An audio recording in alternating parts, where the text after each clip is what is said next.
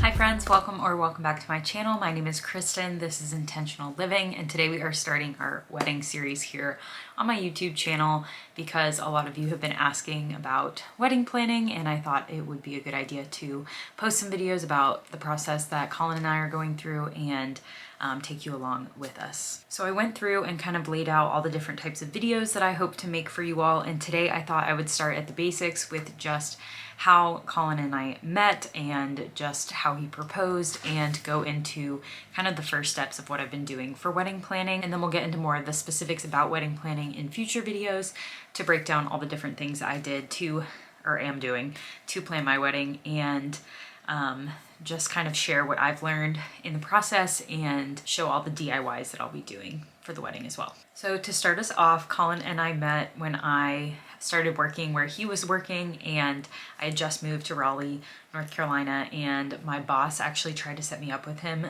but I had just moved to a new city and didn't really want to date anyone, and so I was like, no thank you.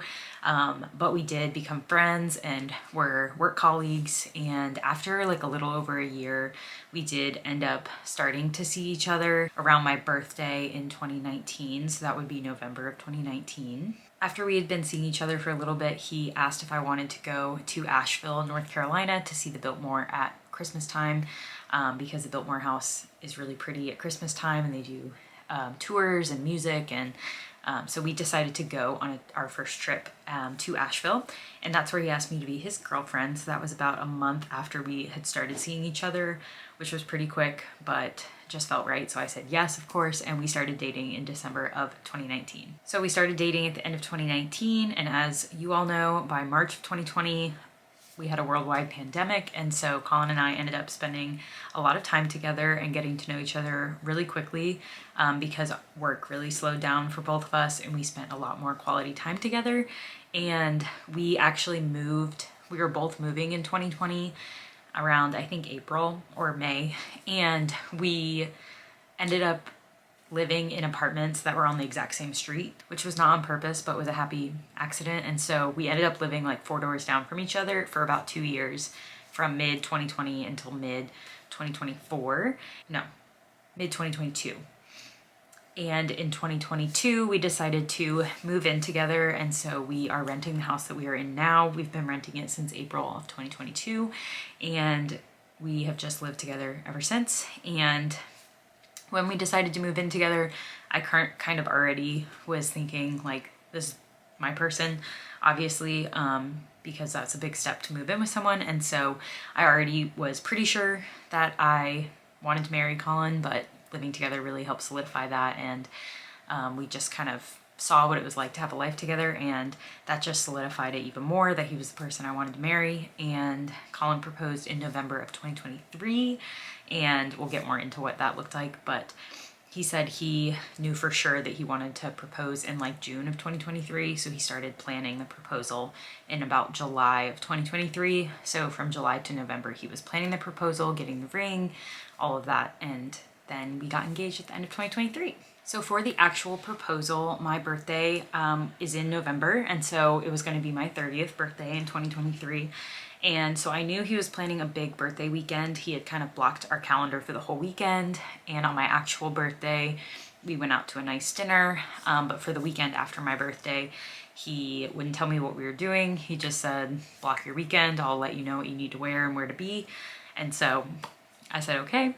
I'm not good with surprises, so of course I was trying to figure out what it was. I definitely had thoughts of maybe he was proposing, but I kept trying to talk myself out of it just so I wouldn't be disappointed with whatever he did plan, because either way he was planning a really special birthday surprise for me, and so I tried to not think about it. And so on the Saturday of that weekend, so Friday we just kind of hung out at the house. He was cleaning a lot, so I had an idea that maybe we were hosting some people.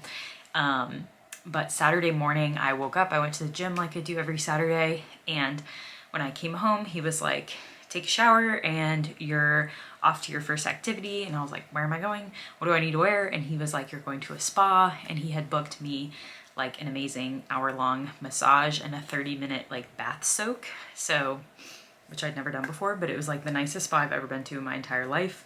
they had like champagne and they knew it was my birthday, and I had a glass of champagne, then I had my massage, then I had another glass of champagne in my bath soak, and then I paid and left, and well, he had paid, but I tipped, and left and came back home. And when I came home, he told me to just like start getting ready to look like nice-ish, as if we were going to a nice dinner.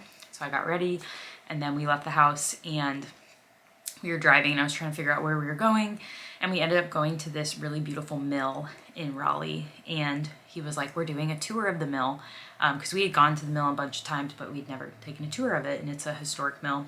And so we went in and we were watching this video, and then we get up to start the tour, and one of his work colleagues is there, and we're like, oh my gosh, what are you doing here? And she's a photographer, and she was like, oh, I'm taking photos of a family later. I just like didn't realize they did tours here, so I'm here to kind of take the tour and then adjust the lighting settings and like get ready for my photo shoot that's after. And again, I was like, this feels very convenient, but my girl brain couldn't help but go there of like, is he proposing? But I was like, Kristen, again, like, what if he's not? Don't get excited. So then the mill tour proceeded to be about 40 minutes long. And so this whole time I'm like, is he proposing? No, he's not proposing. Is he proposing? No, he's not proposing. So I was like, I need to take the tour again, because I kind of blacked out. So we go through the tour and we get to the end of the tour, and we end the tour inside of the mill. And in my mind, the mill is really beautiful on the inside, but also on the outside. And I've seen people get proposed to there, and it's always outside. And so I was like, if it's going to happen, it's going to be when we go outside. So I was kind of not thinking it would happen in the mill. And then he, the photographer was like, oh, let me get a picture of y'all. Like, you look really nice. So let's get some photos. And I was like, okay, cool. Like, waiting for us to go outside, because I figured it would be not in the mill. And the photographer was like, Colin, strike a pose, which was like their code on the back end. And he proposed, and I screamed. And then we got some really great photos inside the mill of the proposal. This is the ring. I love it.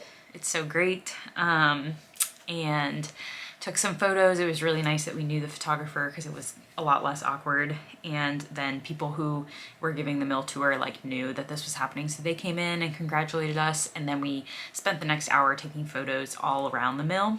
So we took a bunch outside, and just had a really good time taking some photos and being excited. And then at the end, I FaceTimed my parents, and they knew about it because Colin had like talked to them before, so that was really exciting. And I had asked Colin if he wanted to FaceTime his parents, and he was like, let's do it like later. We'll have time later. Let's just like not do it right now. And I was like, okay, are you sure? Like, I'm FaceTiming my parents. You'll see why in a minute. And then I was like, oh, I want to like FaceTime my best friends. And he was like, let's do it when we get like to the next place. Like, let's just enjoy the moment. And I was like, okay. So after taking all of our photos, it's been like an hour for the mill tour, another hour of photos. And then we head back to the car, and he's like, okay, what's next is dinner. Like, we're going to go get some food at a nice restaurant and just celebrate. I was like, great. So in the car, I'm like, can I FaceTime my friends? And he was like, no, let's like wait till we get back home after dinner and like just have time to like relax. So I was like, okay, whatever. So we get to dinner and we walk in. It's a really nice steakhouse, and Colin's best friend from college is there, and that's a big deal because he was in grad school in Boston at the time, and so he had flown in, and he was at our table, and it was like a table for 5 people, so there were 2 seats that were empty. And Colin said his other 2 friends were coming, but they were running late, and I was like, okay. So we sit down, and like the waiter knows that we got engaged, and so he brings over champagne, and they're like really nice and excited, and it was a whole thing. And then I hear from behind me someone saying, bubbles for Kristen. And I turn around, and it's like my 2 best friends, and they're my maids of honor, and they come in. And so obviously I was very surprised, cried. I'll insert some clips. And then so our dinner was just me, Colin, his best friend, one of his best friends, and then my 2 best friends, who are all from out of town, so they all flew in. My friends are from Oregon and Texas, that's where they live now, and then his friend was Boston. So we had a really nice dinner with these friends, and I was like, oh my gosh, this is so great. That means we get to spend the weekend with them. So that was really fun to just have a meal and then know that like the rest of the night we get to hang out. So that was dinner. And then during dinner, I had tried to FaceTime my brother earlier and he hadn't picked up. So he was FaceTiming me back. So I picked up, kind of chatted with him quick, and then just enjoyed dinner.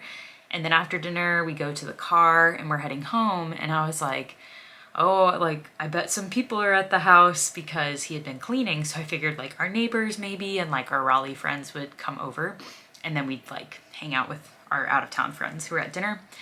And so on the ride home, I'm like texting my aunts and my cousins and some work friends and some other friends and just like send them the photos to tell them that we're engaged. And so I'm kind of distracted on my phone when we pull up to the house, and I look up when we get home and there's like tons of people. There were probably like 60 people in my backyard, and there was a tent and there was like catering and lights and chairs and a fire and or like a heater. It was a whole thing. And so Colin had thrown this whole party. He had rented a tent and tables, and he'd gotten catering, and a bunch of people were in town. So his mom, his dad, his siblings, some of our friends from California, some of his friends from like DC, my friends from Raleigh, his friends from Raleigh, work friends, our neighbors. And so I was just like, oh my God. So I get out of the car screaming, hug his parents, which is so exciting because we hadn't FaceTimed them yet. And I was like, Colin, what is wrong with you? Like, we should FaceTime your parents. But it was because they were setting up for the party. So we couldn't FaceTime them because it would give away that they were at the house, which makes sense. I surprisingly didn't think that was suspicious at the time. That's just how Colin is, so I didn't push it. And so I go around hugging people, and I'm like hugging a bunch of people, and someone's like, you should turn around. And I turn around and I see my mom and dad there, who are from Massachusetts. So I like scream, almost pass out. I'll insert a clip. And then I run up obviously and hug them. And so I'm already like super overwhelmed, period, because I got engaged, and then my best friends were at dinner, and now I'm home and there's a tent in my backyard and a bunch of people. And then I see my parents who were from out of town, who totally tricked me because I thought they were on a walk when they FaceTimed me, and they were on a walk, but in North Carolina, not in Massachusetts. So I'm hugging them, and then I realize behind them is my brother and my sister-in-law and my little niece. And so then I like almost pass out because I had just seen them the week before at a wedding, and they had like a little kid. So I didn't think they would travel back-to-back weekends. So when I saw my parents, I never would have thought, oh, my brother's gonna be here. But they were there too. So then I really almost passed out. And then we just had the best time. So talked with a bunch of people, showed off my ring, took pictures. A friend of mine gave a speech, took one too many shots probably, because we have a cute little bar set up in the backyard, and it was just the best party. And so that probably went on until like midnight, and then we went out to some bars, just like the friends went out to some bars just to celebrate and get some more drinks. And went to bed at like probably 2 that night, and it was just the best time, and it was so well planned. Colin put so much time and effort. I didn't realize it, but he obviously had been thinking about this and planning it since July. This was November, so for like half a year he'd been planning this. And then he sent me to the spa because during that time he went to go see his family, and he had made this like huge document of like the diagram for the backyard, for the rental company, like the catering, everything that needed to be set up, where everything was in the house, because he had to like stage everything in places that I couldn't find it. He had bought all this alcohol and like had like snacks and things that were hidden from me, and so he kind of walked his family through like the setup and the timeline and everything. And then when we left to go to the mill, like he wasn't on his phone the rest of the time because that would have been suspicious. So it was literally like his family had to do everything to like prepare the backyard basically. So, and some of Colin's friends also helped. So that was just such a huge event for a proposal, and it was so fun. And then that was Saturday. So on Sunday we woke up, and the next morning we went to brunch with some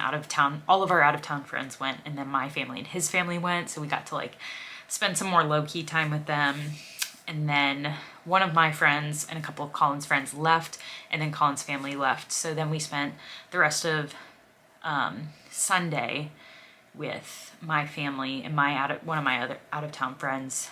And then Monday, my family and my one out-of-town friend were also here, and I had taken off work. So we had that day to hang out as well. And then everyone left on Tuesday.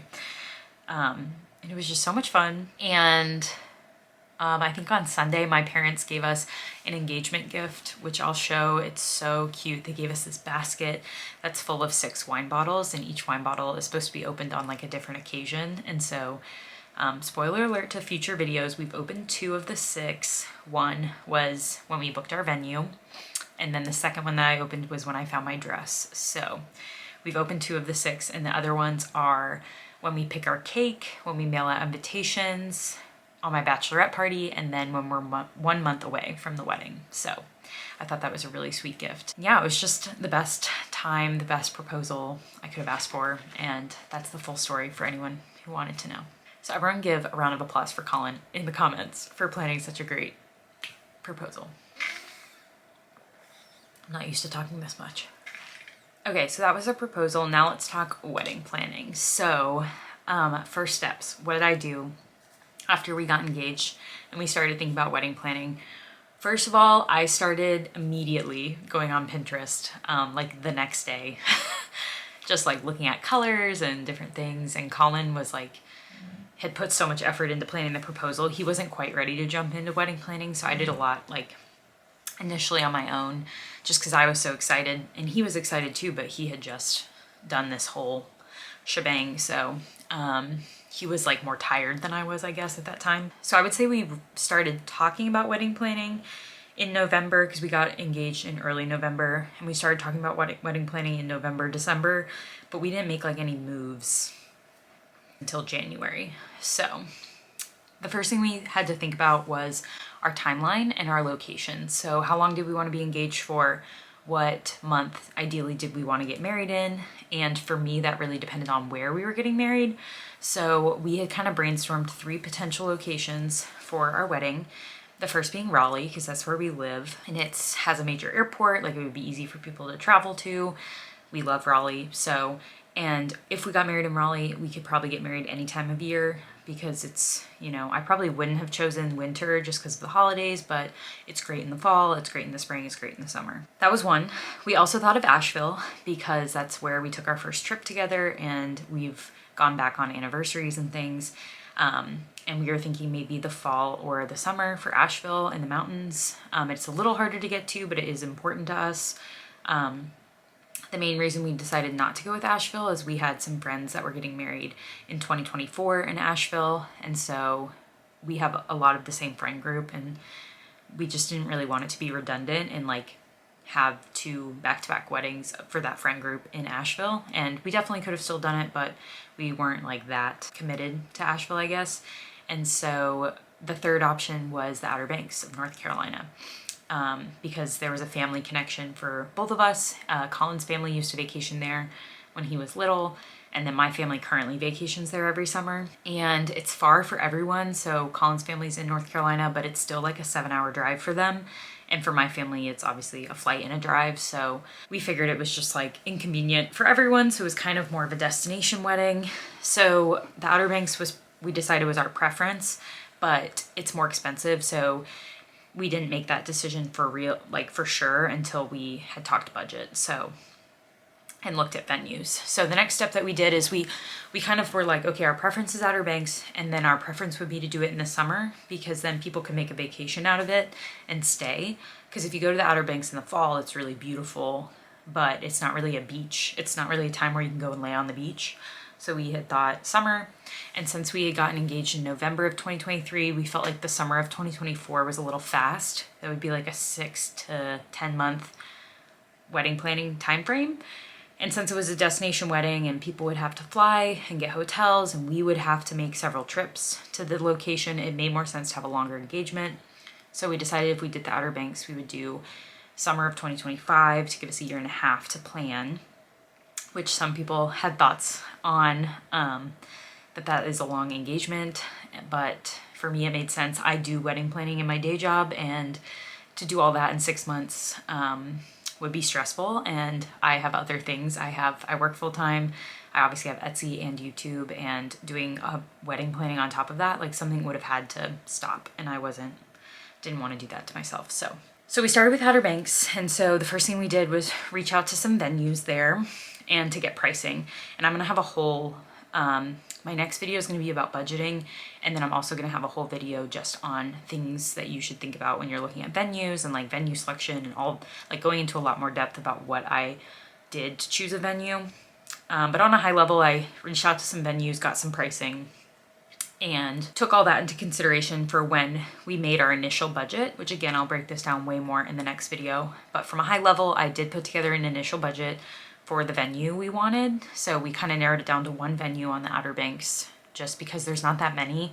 And we knew about how many people we wanted at the wedding, and there weren't that many venues that could hold that many people that fit our criteria. So we made a budget as if we were going to move forward with that venue. And then we spoke with our parents. So, because we kind of had an idea of how much we could contribute right now, like when we got engaged, how much money we had for the wedding, and then how much we could save over a year and a half.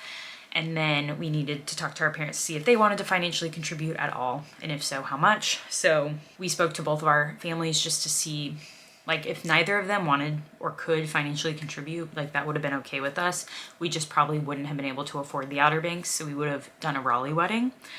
But since my family did want to financially contribute, and so did Colin's family, we did discuss amounts with them and kind of land on how much they were able to financially put towards the wedding. And then we decided that we could afford the Outer Banks and we could afford that venue. And that's what gave us kind of the go ahead to book our venue, which you already know we did do, but I'll talk about it more in a future video.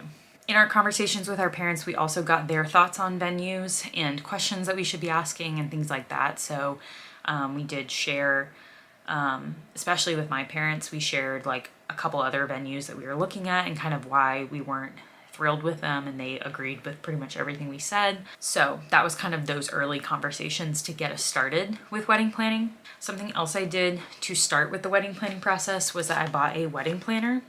So this is my wedding planner. I decided to get the Erin Condren wedding planner. I compared a bunch of different wedding planners. I thought about making my own, and I just wanted one like right away, so I didn't end up making my own.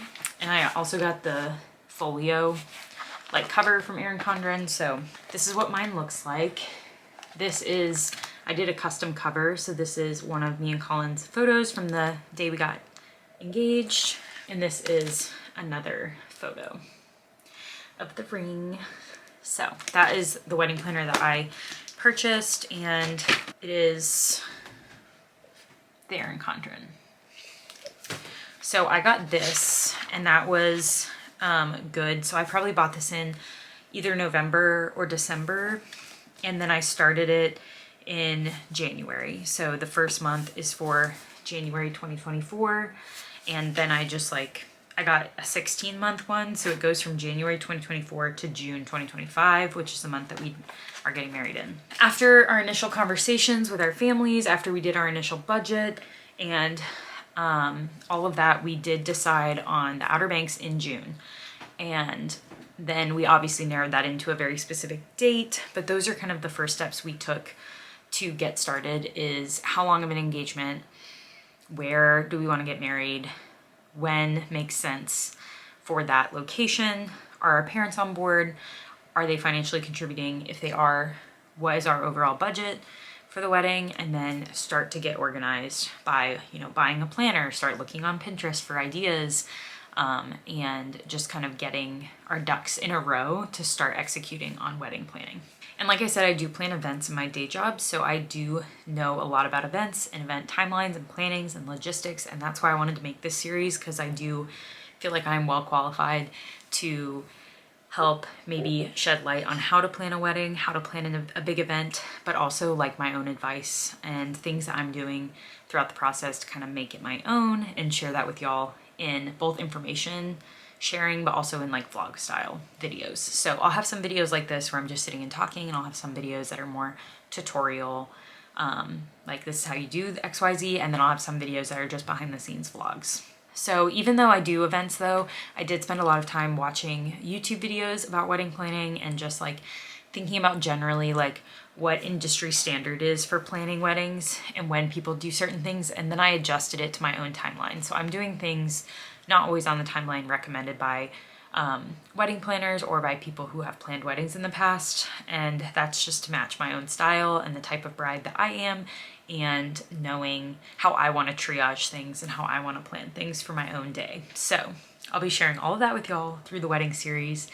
And the next videos are going to go a lot more in depth on future topics. So the very next video I'm going to do is all about budgeting for the wedding, and it's going to be the initial budget that you set up when you're first starting. You do need to come back to your budget like all the time and tweak it and improve it and make it more specific, but I'll talk about what I did to set up my budget, how you can set up your initial budget, and just things you need to be thinking about to make it as realistic as possible. And then the next video I do is going to be all about finding and booking a venue, because that's usually one of the first things that you need to do when wedding planning, and initial design ideas, because I feel like those go really hand in hand. Because if you want a boho wedding, you wouldn't want to pick like a glamorous, elegant venue.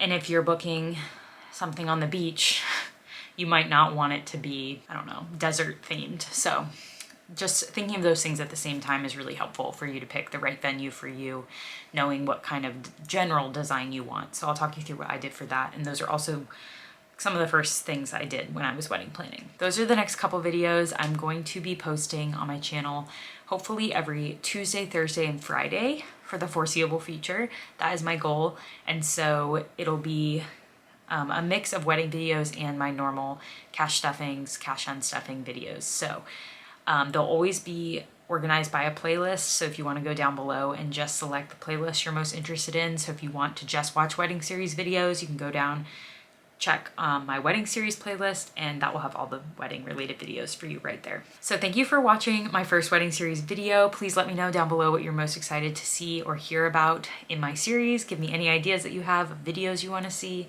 and I'll catch you in my next one.